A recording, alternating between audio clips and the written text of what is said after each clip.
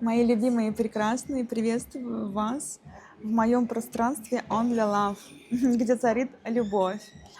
Давайте мы порассуждаем и придем к пониманию, что такое общий и личный год.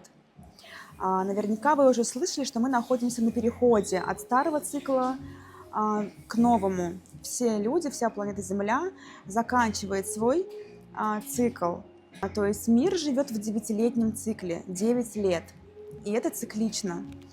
И поскольку сейчас идет год 9 под управлением планеты Марс, соответственно, мы с 1 января переходим в год 1. Год 1 – это энергия планеты Солнца. Так же, как общий год, у каждого человека есть личный год. Его можно легко просчитать. Если тебе интересно, то напиши свою дату рождения под этим видео.